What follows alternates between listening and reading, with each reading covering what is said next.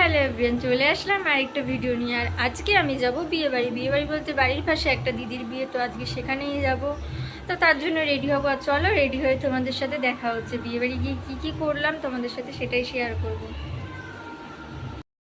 তো তারপরে মুখ টুক ধুয়ে ফ্রেশ হলাম, ফ্রেশ হয়ে চলে আসলাম আয়নার সামনে রেডি হতে, কারণ রেডি হতে একটু টাইম লাগে। আর যা গরম পড়েছিল আজকে, মানে বিয়েবাড়ি এই গরমের মধ্যে কীভাবে যে যায়, মানে এত কষ্ট, মানে খুবই গরম পড়েছিল, কোনো বৃষ্টি টিষ্টি কিছুই নেই, আর প্রচণ্ড গরম। তো যার জন্য বেশি মেকআপ করবো না, অল্পর মধ্যেই কোনো রকম একটু সাজবো। আর এমনি অল্প সাজি বেশি সাজি, সাজতে আমার যেহেতু লেট হয়, তো তার জন্য একটু তাড়াতাড়ি বসে পড়লাম।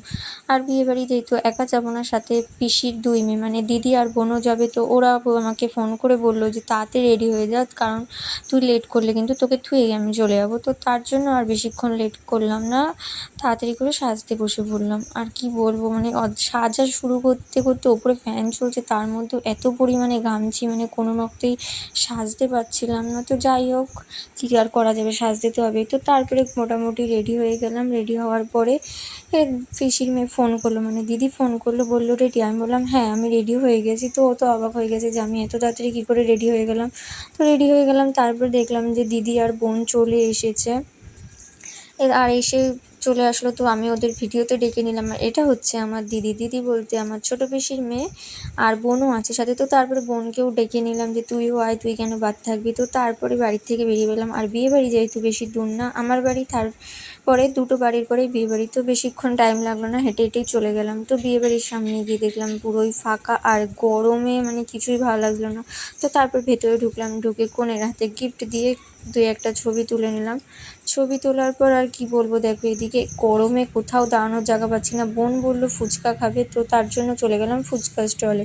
তো ফুচকা স্টলে গিয়ে ফুচকা টুচকা খেয়ে বেশিক্ষণ আর বসিনি, কারণ খুবই কষ্ট হচ্ছিল গরমের মধ্যে।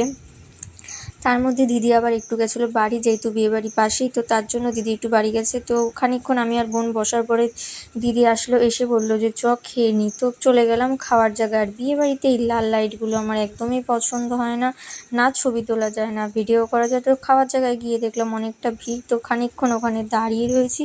দাঁড়িয়ে থাকার পরে তো ফাইনালি খেতে বসলাম। আর খেতে বসে কতক্ষণ ধরে বসিয়ে রেখেছে গরমের মধ্যে, কি বলবো, এদিকে সবাই খাচ্ছে আর আমরা হাঁ করে তাকিয়ে রয়েছি। তো যাই হোক, কী আর করা যাবে, বসে তো থাকতেই হবে। তো খানিকক্ষণ বসার পরে আমাদের প্লেট দিয়ে গেল খাওয়ার জন্য। তো এদিকে দেখো, মানে কি বলবো, যখনই আমি ভিডিও করতে যাই আমাকে এমন একটা সাইডে বসতে দিয়েছে, যে ক্যাটারিংয়ের যে দাদাগুলো সেই সাইডটাতেই আমাকে ইচ্ছে করে বোনরা বসতে দিয়েছে। আর আমি যখনই ভিডিও করতে যাচ্ছি তখনই ওই দাদাগুলো আমার দিকে তাকিয়ে তাকিয়ে হাসছে, মানে না খেতে পারছি ভালো করে, মানে কি বলবো, আমার এখনই হাসি পেয়ে যাচ্ছে ভয়েস দিতে দিতেই।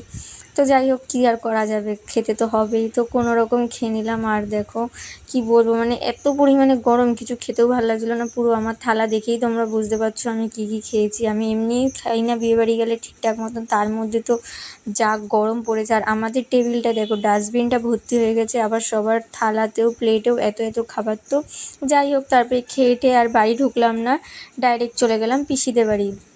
আর পিসি বাড়ি আমার বাড়ির পাশেই, মানে আমাদের বাড়ি আর পিসি বাড়ির পাশে। আর যেই বিয়ে বাড়ি আমরা গেছিলাম সেটাও আমাদের বাড়ির পাশেই।